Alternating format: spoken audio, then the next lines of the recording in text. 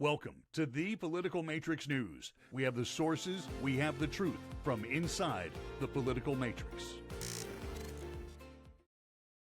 Hey, the Political Matrix rolls on. Our news for the week of, what is this, August the 14th, as we do this on Wednesday night. By the way, it's VJ Day. 79 years ago today, it was announced that the Japanese were surrendering to America and the Allied forces. All it took was a couple of atomic bombs, wiping out a couple of big cities in Japan, and they said, okay, yeah, we give.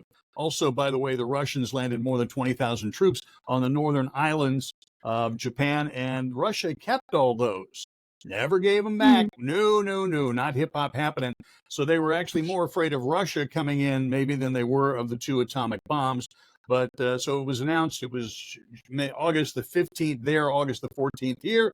The very, very famous picture, I always thought, the famous picture of the sailor kissing the nurse in downtown New York, Times Square. I always thought that came from VJ Day, but it turns out I was wrong. That doesn't happen often. Let's talk about marijuana. You guys want to fire one up while we're doing this? I don't think so. Okay, so let me put it this way. Trump. Yeah, I'm fresh out, right. Trump ally, Trump supporter, Trump cheerleader for the last, 10 years. Lover. From Niceville, Florida. Do we have a picture of him in his tuxedo going to prom, by the way? Could we put that picture up here? Yeah, we'll go ahead and put it up here real quick. Okay, right here. Yeah, that's Matt Gaetz, now the congressman from the 1st District of Florida. They're making a big deal out of J.D. Vance having to go in drag for something at Yale. Might have been Skull and Bones, I don't know. But he put a wig on and some lipstick. Probably. Oh, J.D. Vance is in drag. Well, hell, that should gain a big old chunk of Democratic supporters. All the trans, after you get past the LBGTQ and the rest of the alphabet, and all of 27 different genders. If you look closely, you'll find them. There's a long list. You go, what's that mean? That means they ain't getting any from either side. Okay. But if you go back in history through all of that, you will see that Matt Gaetz has previously, and they actually got it passed for medical marijuana in Florida. His father was one of the big influencers to make that happen.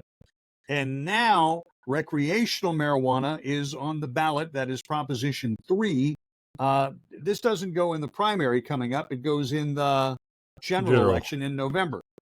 And it allows you and me to have a small amount marijuana, recreational purposes. John Morgan, who, if he isn't a billionaire, is pretty damn close, is big in favor of that. And he said, if I was governor, I remember asking him the question. He came to Orlando and spoke, I think, in the 2012 election cycle. I think it was 2012. Yeah. No, sorry.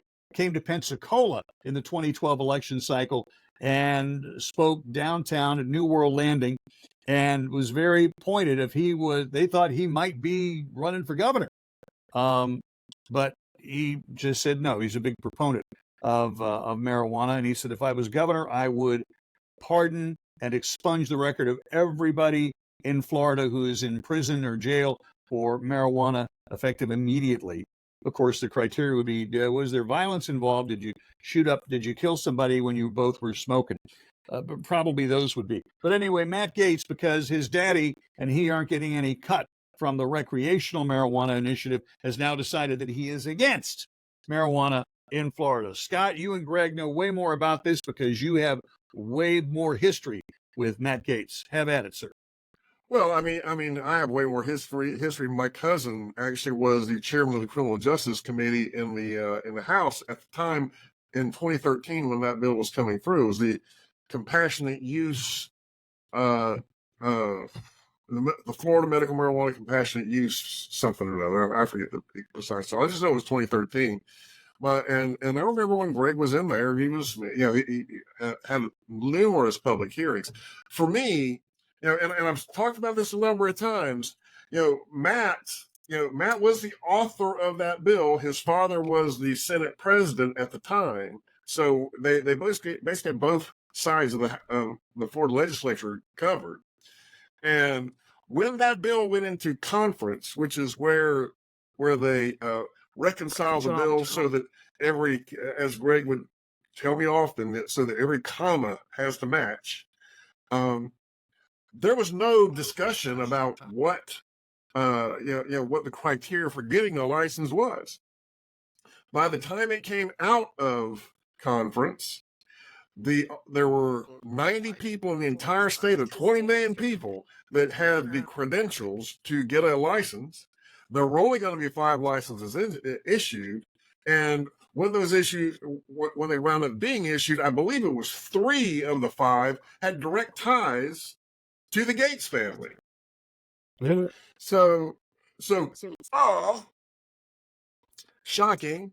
I mean, maybe is it possible that that's true because, the higher up the pyramid you go, the smaller the circle is? Maybe. But it sure is an interestingly lucky coincidence that each one of those license holders controlled a market the size of Colorado, a state that issued 3,300 marijuana licenses. And each one of those licenses was a license to print money. So you can imagine how much money has been made by the 5, I think it's 7 or 8 licensees by now, because, some of the people appealed the decisions of them not getting a license, and some of Matt's buddies in the legislature made it so that the judges could just issue another license rather than, take away the licenses of their buddies. Makes perfect sense. Greg, where do you bring it to the table? Right now, I'm looking at the polling numbers here for it, and according to Forbes, it looks like it currently has enough of a favorability to make it to the ballot, right around 65%. But I mean, there's still a long ways to go. I mean, a lot of people right now are distracted with primaries, and so a lot of focus really isn't on the general election ballot yet. So, I mean, after the primaries, you'll see a lot more focus being put on the abortion issue as well as the marijuana issue. And so I think a lot of the polls currently right now are still a little bit too early.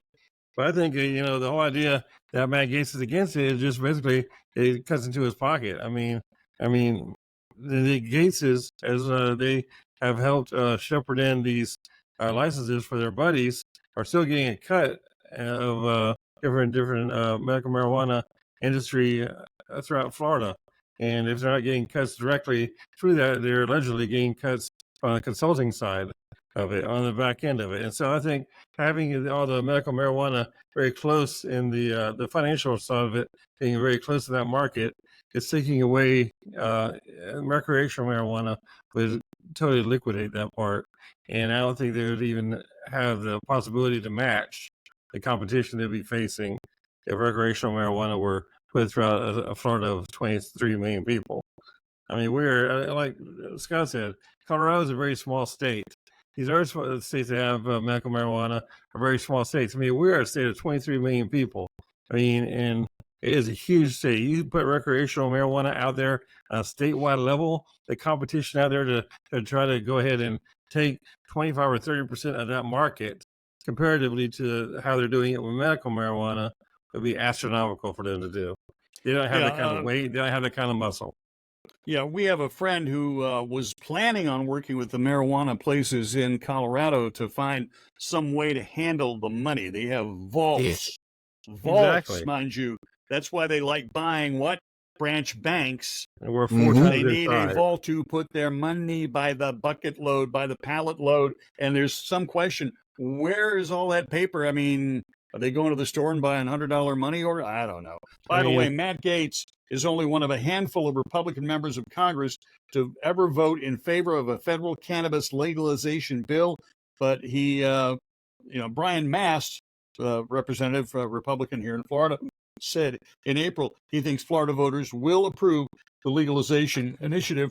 Ron DeSantis is against it. Why? I don't know. Oh, maybe he's going to say family values. Well, hell. Scott has a kid who's not a grown adult yet. I don't imagine that you would be in favor of her smoking, would you? You can say yes or no. No. Okay. I mean, medical marijuana is very, very regulated. It's very manageable. And no, we're at recreation. We're past medical. We're going to recreational. But that's what this is about. Are we though? Because I still maintain that if Joe Biden before November reschedules medical marijuana from a Schedule 1 narcotic to a Schedule 2 or even 3, it will destroy the recreational market. Exactly. Because medical is much more manageable. It's safer. I mean, whenever you go out and just buy weed on the street, you have no idea if there's fentanyl in it. I mean, there's a huge fentanyl epidemic all throughout Alachua County, Leon County, Escambia County, throughout all of Florida. I mean, fentanyl is getting into, and what they're doing instead of cocaine, they're putting in marijuana. And so, I mean, that's what they're doing here. I mean, I've already had 5 friends and their kids have, died from that in the last several weeks and everything. And so, I mean, it's real. And I didn't even know about that. I mean, I got complete total ignorance. I thought it was just being used for cocaine or methamphetamines. I didn't know they were doing it in marijuana just for 13-year-old and 14-year-old kids to get. And they are. That sucks.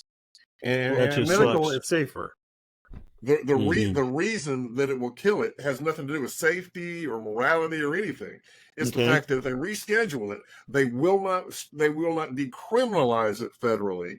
But since it will be a medical drug and official through the medical markets, then they will be able to then use credit cards to pay for it.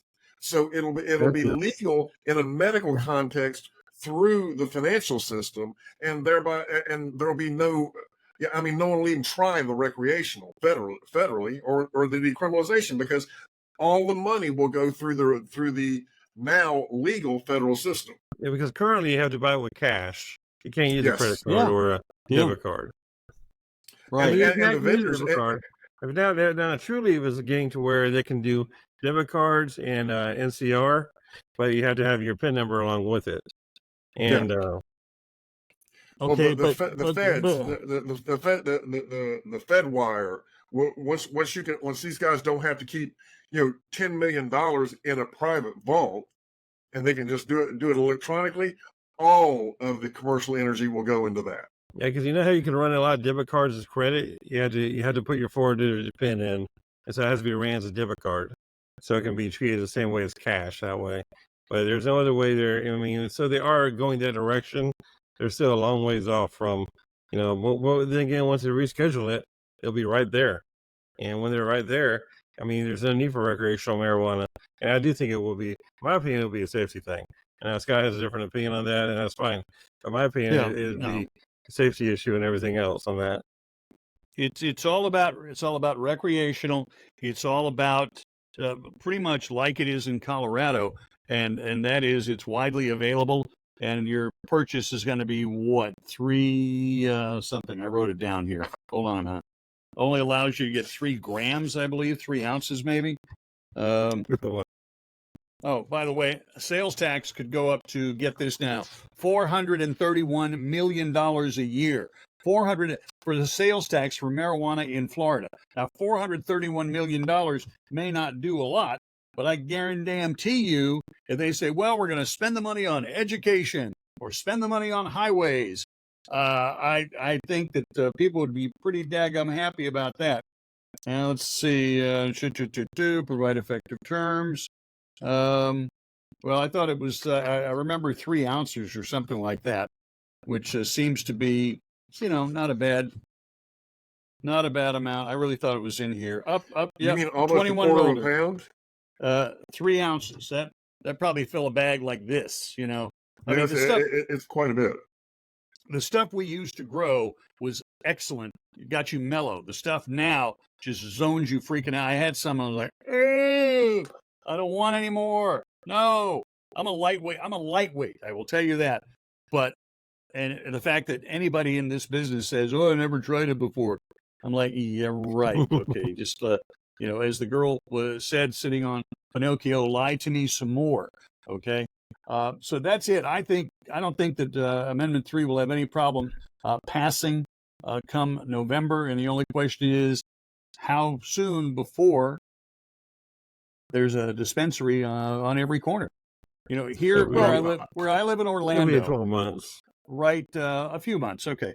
Let me dispel that a little bit right now. What's that? You can go to any vape shop right now and get CBD products that are quite potent. That like 2 or 3 puffs and you are there. Right. So in essence, we already have that, and it's not incredibly widespread. I mean, you don't see people on every street corner just puffing up a whatever, a CBD vape or whatever. Yeah. The medical is the rescheduling is the key to the whole thing, because cash drives everything. I agree with what Greg's saying, that on a personal level, people will prefer it because it's more safe. But as a practical operational factor, the businesses are going to prefer something that they can easily depend on the quality of, and that they can pocket the money into the corporate account up in New York in 10 seconds. I think it's going to have no problem passing at all. The question is, following John Morgan's example, will they cut everybody loose from state prison? Will they expunge the records for marijuana, whether, even felony marijuana? Hey, guy had 25 pounds. Yeah, give him a $50 ticket. Get his ass out of here.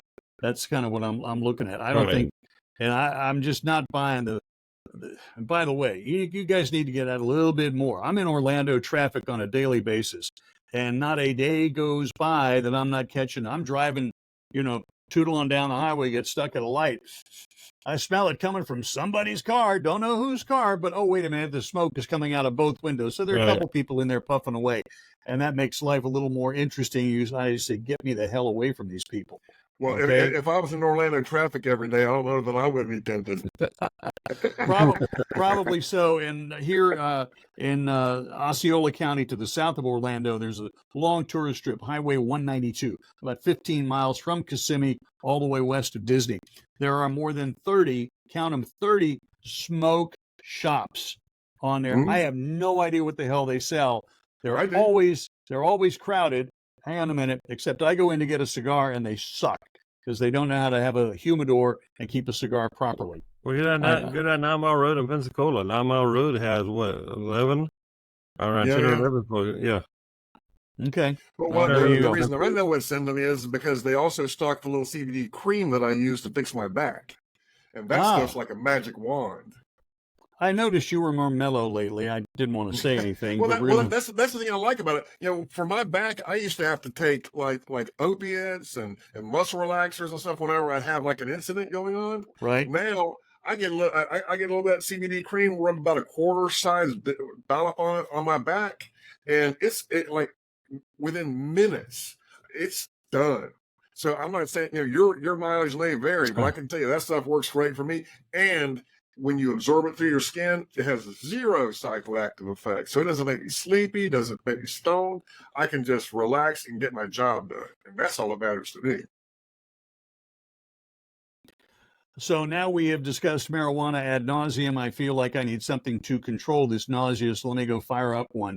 And by the way, we really appreciate a few likes if you could handle that, and all of the episodes of Political Matrix, as we come here every week to talk about news and shoot the shit about politics in Florida and politics in general. It's one of our favorite sports, if you will, and it really is. We'll take some likes, sharing with other people who feel like you do, maybe feel like we do about politics. And of course, you can subscribe. It's free until we get rich and famous, in which case you're already on the subscription. You will be free forever. How about that? Not bad at all. So on behalf of, I was going to say Greg Miller and Scott Fink, I was right there. I was so close, so close. Greg Fink, the gentleman with glasses holding forth from Gainesville, Alachua County. Scott finding himself more or less adjacent to Pensacola in Escambia County, overlooking beautiful Escambia Bay. And I would be Rob, and I am in Orlando. So we've got the state freaking covered. And we'd get somebody from Miami, but hey, no habla español. You know what I mean? No habla cubano. No habla Venezuela. No habla Colombia. So, oh no, okay, don't start that. And by the way, when we talk about Matt Gaetz, I think everybody needs to understand something. We would not want him to date our sister, or even our exes, of which we all have 1 or 2 or 3. We would not want him as a neighbor. We would not trust him with our money. This says, notice, none of this has to do with politics. Ever I get on a political forum and say, "Oh, Matt Gaetz is an idiot." Oh, you're a liberal, and you must like kissing Michelle Obama's dick or something like that. And that's not true at all. He's an asshole. Matt's done nothing for the district. Zero. He's had 4 or 5 terms and has done zero. Nobody likes him in Washington. Nobody will co-sponsor a bill with him. So what did he have to do? The only way he got noticed was kissing Donald Trump's ass on a regular basis. That's it. Okay? That's that. When I had voters in 18 and 20, the second and third election cycles, what do you like about Matt Gaetz? Oh, he's doing a great job. He's on Fox News all the time. They said that to my face. And I'm like, want to smack him going, oh, hell no.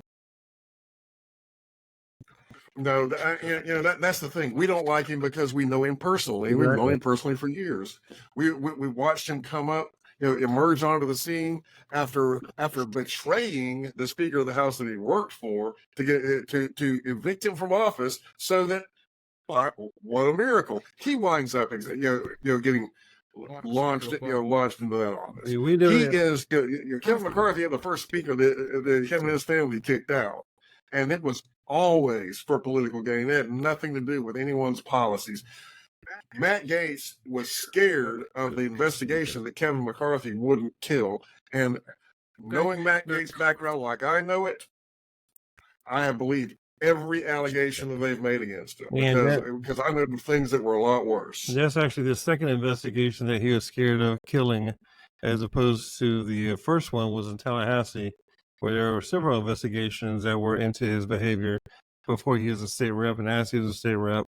And even whenever he was just on his launch to become a state rep, that might have affected his father at that time, who was then the Senate president of the Florida Senate. And so with him being the Florida Senate, the investigations would not have affected Matt personally directly, but it would have affected his father possibly. And so that being said, they used the fear of and they weaponize their threats and everything else to scare the Speaker of the House of Florida at that time and get him out of office by basically concocting several charges that were all dismissed and several falsehoods that were all dismissed.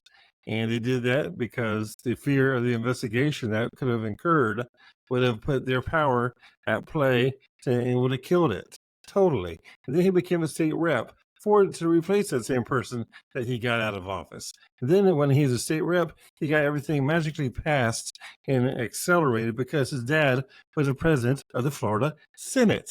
And so it's very simple how the fear and their ability to weaponize fear inside these little offices we call state houses or federal houses or legislative offices is real. I mean, this is not a conspiracy.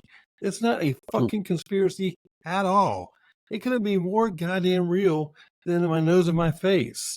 The reality is that he basically is using fear to weaponize. He has done a very good job at concocting this falsehood that he's everybody's favorite son in Northwest Florida.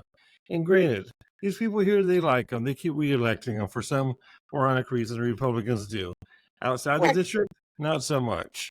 But mostly because no one with any actual credibility can run against him, else they incur the wrath of his father, who controls the money. No, his father controls the money from Triumph Gulf Coast. Exactly. So so the fear of not having access to that money is what the club that they wheel around the panhandle. Exactly, and then that club wheels around another big club of controlling the entire daily media of the there's only 2 newspapers in that district. There's only 1 news station, 1 TV news station. There's only 1 talk radio station, maybe 2 on a good day if the sunspots are in the right alignment.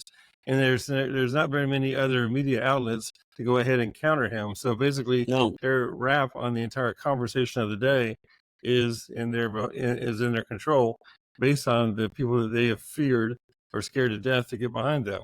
Who are terrified to do what us 3 are doing right now and come out and talking the truth about what we know about him. I've been a driver for his father, so we've seen a lot of things behind the scenes that nobody else has seen. So please don't tell us we don't know what we've seen. We've seen it.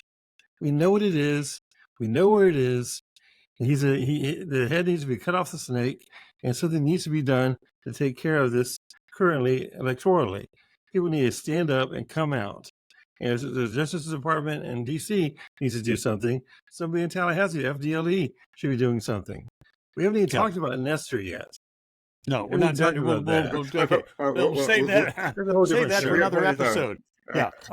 The biggest fear, I think people ought to know this right now. The biggest fear that we three have is that come 2026, that Matt Gaetz will say, okay, I've done enough in Congress. I want to be the A, Attorney General of Florida, or B, the Governor of Florida. He is not qualified for either position. For either position. You can talk about his lawyer experience. Anybody? 4 years, I think, in private practice prior to getting 6 months in private practice prior to getting elected. And by the way, when he got elected, he was using his dad's old signs. When he went for Congress, he definitely was using his dad's old sign because people told me, oh, I thought we were voting for Don for Congress. There you go. Thank you for the likes and the sharing and all of the subscriptions. On behalf of Scott and Greg, I am Rob, and this is the Political Matrix News.